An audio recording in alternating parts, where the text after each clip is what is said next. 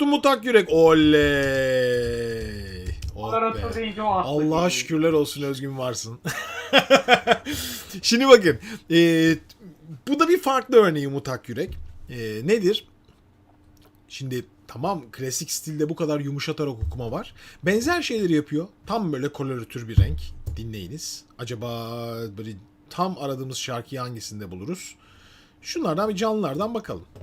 Şahane bir sanatçıyı davet ediyorum sizlere. Onu...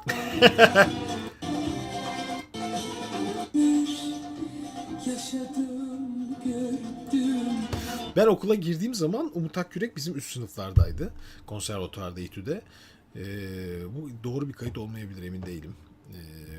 O zaman koridorlarda sesini yansımasını, yankılanmasını hatırlarım. Oldukça tiz bir renk. Yalnız neden böyle olmuş? Bu kaydı beğenmedim ben. Anlatmak istediğim şeyler yerine tamamen kirli bir okuma var. Vallahi bir tane canlı bulalım ya. Bir tane canlı. Kadere bak. Şuna bakalım.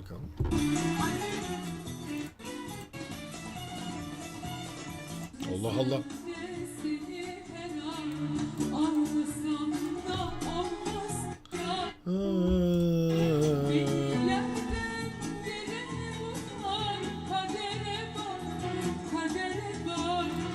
Genelde bu kadar tiz renklerin nasıl Türk müziğine örtüştüğünü bir inceleyin bakalım.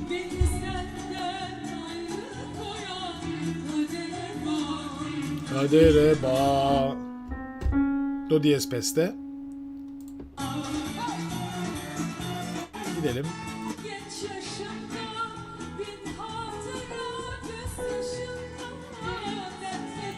Maksimum C'ye gelen bir not. Do'ya geliyor. Do. Aynı şeyler görüyorsunuz değil mi arkadaşlar? Tam ses değil. İçeri çekerek. Ya valla okulda bir arkadaşım vardı. Soprano seslerden. Yani belki hatırlar izleyen arkadaşlar, o dönemden birkaç kişi vardır ama Tuğba vardı. Tuğba Canbaş. Bunları böyle kafasını gözünü yararak okurdu yani. Tam seslerle bunları, ortalık yıkılıyordu. Ben bir türlü sevemiyorum bunu. Neden bilmiyorum. Ama bu genel kabul olmuş olduğu için bütün şarkıcılar böyle okuyorlar. Ona bir şey demiyorum. Başımda hep böyle bir içe çekerek, hep içe kapaklanarak, değil mi? Ben sevemiyorum. Ondan sonraki sesler, yani tizden önceki seslerin hepsi gümbür gümbür göğüsten. İşte bu en kötü başımıza gelen şeylerden biri bence. Yani hep koyu renklere alışmış kulaklara sopranolar ne yapacaklarını bilemiyorlar. Koyu kadın seslerine, altolara, mezzolara alışmış ve sanki başka hiçbir şey istemeyen kulaklara soprano sesler çaresizler. Bakın. Bir koloratür soprano size peslerini kuvvetli duyurmaya çalışıyor. Oysa ki onun tizleri inanılmaz. Bakalım ne var.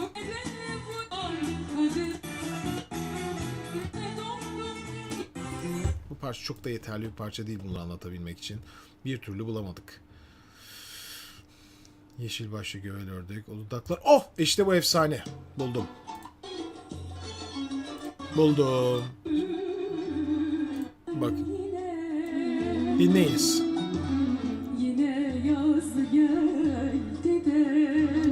Çok ilginç. Şimdi tamamen kendisine uygun bir şarkı okuyor Umut Akyürek. Hem pesleri var hem çok tizleri var. Ve gırtlak çarpmaları. Hepsi kapalı ağızla yapıyor. Gerçekten zor bir parça. Bir kere kabul etmek lazım. Gidelim. Yine yaz geldi de. Hiç bu açılmıyor. Görüyorsunuz değil mi? Dedim ya, yani o daha büyük sesler Türk müziğine çok oturmadığı için hep küçülmek zorunda.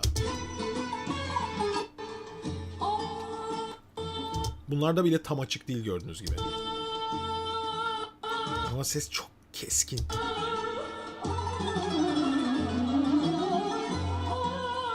Ne kadar rahat değil mi bu numaralarda? Oysa ki hepsi çok zor.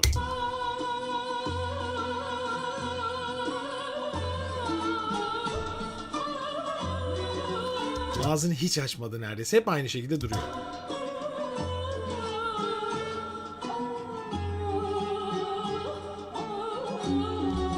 Dedim ya, daha fazla açarsa tadını kaçırabilirdin diye bence birazcık çekiniyor. Geliyor.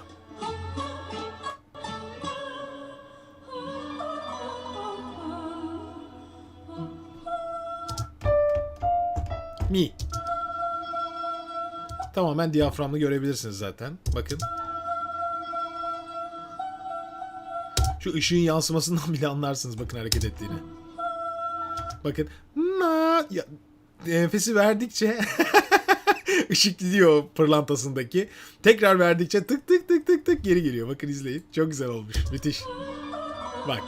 Şu pırlanta var ya, şu alttaki, şuradaki pırlantadan bahsediyorum. Bak. Müthiş.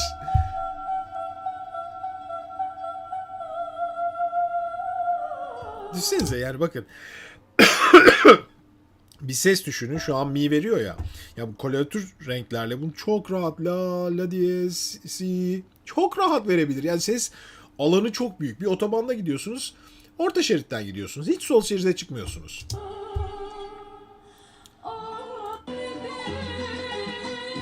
Ya bu tarz okumalarda belki Türkiye'deki hani bir tiz karakter için Hamiyet Yüce Ses. Heh. Şimdi bir de buraya geçelim. Bakın nefis örnekler. Belki işinize yarar. Bakın biraz şimdi bu içe çekme hani sesi içe çekmeler var ya. Bence Türkiye'nin son 40 yılına falan ait bir şey bu. Eski böyle değil. Bakın. Bir gazel dinleyelim mesela Hamiyet Yüce Ses'ten. Bakın neler yapıyor Hamiyet Yüce Ses. Bakmıyor çeşmi siyah. Bakmıyor çeşmi siyah, ellare.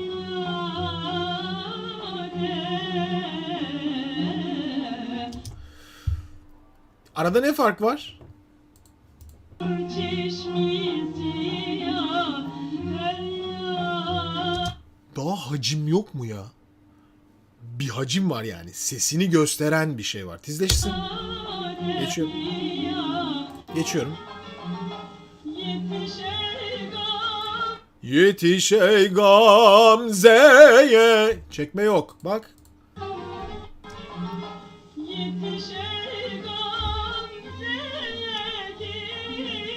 Ses böyle burada var ya. En önde tınlıyor. Neden arkadaşlar? Hadi size 100 puanlık soru. Bu soruyu bilene size bir hediye göndereceğim. Neden? Hadi chat açık şu anda. İniyorum en aşağı kadar. Buyurun. Cevaplarınızı bekliyorum. Neden bu ses o dönemde böyle? Bakın kayıt teknolojisi çok çok daha kötü. Çok çok daha kötü. Alın chat'i de alıyorum buraya. Hadi bekliyorum. Cevabını verene müthiş bir hediye göndereceğim. Yazın. Yazın okuyorum. Hepsini okuyorum. Daha önce bundan bir tane yerde bahsettim. Bir tane yerde bahsettim. Hadi size kopya da vereyim. İsmail Coşar'la yaptığımız röportajda bahsedildi bu sohbetten. Hadi. Yazın. Sigara veya kötü alışkanlık olmaması. Ağız daha açık. Çünkü modaydı. Ne bileyim. Gırtlak mı kullanıyor? Başka ne var? Çünkü sesli oynamıyorlar. Sesli oynamıyorlar. Güzel. Yaklaştınız. Diyaframdan dolayı. Tam rezonans kullanıyor bence. Maske mi diyorlar? Aynen Alparslan. Başka? Kayıt alamıyor o sesleri, o yüzden güçlü söylemek zorundalar. Umut, yaklaşıyorsun. O dönem enstrümanlarıyla alakalı. Osmanlı usulü kasideler ilahilerin etkisi olabilir. Doğru, bu da var. Analog kayıt sistemi kullanıyorlardı. İnsanlar da kayıt türlerine alışmışlar. Başka saçmalama, mono kayıt yapıldığı için mi? Ağız açıklığı. Çoğunu yakalıyorsunuz. Çoğunu yakalıyorsunuz. O zamanlar mikrofon falan yok. İyi değildi diye sesini durmak gerekiyor. Zehra Çiçekli. Hemen canlı yayından sonra bana ulaşıyorsun. Sana bir hediye gönderiyorum, tamam mı? Zehra. Zehra bana ulaşıyorsun. emreyücelen@gmail.com'dan. Zehra Çiçekli. Evet arkadaşlar. Mikrofon teknolojisi daha doğru dürüst yerleşmiş değil. Kayıt kaliteleri iyi değil. Bu kaydedilmiş bir kayıt da taş plağa kaydedilmiş. Kim bilir nasıl kaydedilmiş. Yani öyle her sazın önüne bir mikrofon daya. Efendim işte kapalı bir odada Hamiyet Hoca'ya Hamiyet'e okut. Öyle bir şey yok. Tabanca gibi okumak zorunda ve bu insanlar nerede söylüyorlar? Mekanlarda. Bu mekanlarda yıkılıyor mu mikrofonlar herkesin önünde? Yok. Sesini duyurabilmek için ne tür söylerse söylesin güçlü okumak zorunda. İsmail Coşar Hoca ne demişti? Ben demişti 10, 12, 13 sene Bursa'da bir camide çıplak sesle yani mikrofonsuz ezan okudum minareden. Bu sayede sesim daha güçlü. Bu sayede daha kuvvetli kullanıyorum. Bütün olayın farkı bu. Maalesef bizdeki şu mikrofonlar var ya bizi şarkıcılıktan men etti ya. Biz diskalifiye olduk yani. Gerçekten diskalifiye olduk. İyi bir şeymiş gibi gözüken ama işte diyor sonunda geldiği nokta nedir? O mikrofonun içine ototune da koyuyorlar canlı yayında. Yani bilgisayarlar sahnede. Bence yarın öbür gün olacak şeyi de söyleyeyim. O şarkıcıları da çekecekler. Onlar da olmayacak. Çünkü gerek olmayacak. Dijital şarkıcılar yaratacaklar. Böylece şarkıcılar da iş yapamayacaklar. Bir sonrası o. Ben söyleyeyim.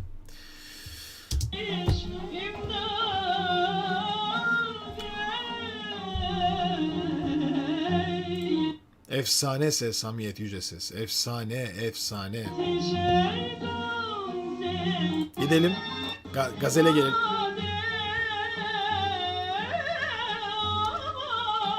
Görüyor musunuz çarpmaları? Bak. Güm. Of.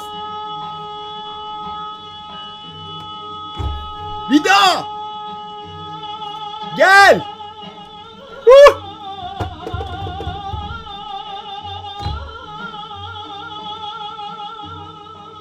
Yani ne gelişiyor? Diyafram. Diyafram gelişiyor. İnanılmaz bir diyafram şov izliyorsunuz. Seslerin hiçbiri geri kaçırılmak için yaratılmamış. Hepsi öne gümbür gümbür söylemek için oluşturulmuş. Ve şarkıcı çıkmış meydana. Şarkıcılığın temeli burada başlıyor arkadaşlar. Mesela küçük bir örnek vereyim. Mesela genç arkadaşlara diyorum ki hani bir mekanda şarkı söyleyecekseniz küçük tesisatınız olsun. Tamam olsun. Ama tesisatsız şarkı söylemenin de tadını alın. Çünkü şarkıcıyı büyüten şeydir. Güçlendiren, bütün vücudunu güçlendiren şeydir. Sokakta şarkı söylemek. Tesisatsız zaman zaman şarkı söylemek. Tabii ki leş gibi gümür gürül bağırılan bir ortamda değil. Sessiz bir ortam varsa enstrümanlarınızı söylerken atın. Tesisata gerek yok. Veya tesisattan sesleri kısın. Çünkü sizi bu tembellik yaratır. Bakın çalışkan şarkıcı böyle olur. Anlıyorsunuz değil mi? Bu odada olsa duyarsınız yani çırıl çırıl.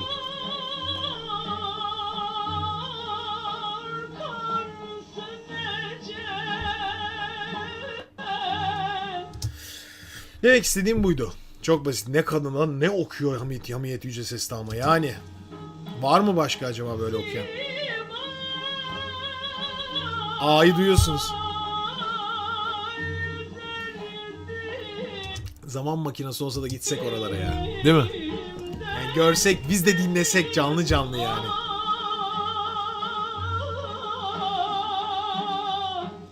Yani rüya gibi bir rüya. Of. Dinleyin Hamiyet Yüce Ses. Bakmıyor çeşmi siyah. Bilenler vardır, bilmeyenler vardır. Herkese söylüyorum arkadaşlar. Twice'çılara da söylüyorum. Diğer bütün izleyen arkadaşlara da söylüyorum. Lütfen kulağınızın ardında etmeyin. Bunlar Türkiye'nin en değerli sesleri. Pırlanta gibi sesler. Nasıl gidip işte biz Soğuyank'la sohbet ediyoruz. Bayılıyoruz seslerine. İşte ülkeleri geziyoruz o ülkelerdeki sanatçılarla. Keşke Hamiyet Yüce Ses yaşasaydı yani. Keşke yani. Ve onunla böyle bir sohbet etme şansımız olsaydı. Çok büyük ses. Çok büyük sesler bunlar. Neyse bayağı anlattım ya. Ben de döküldüm. Oh ben de rahatladım. Peki.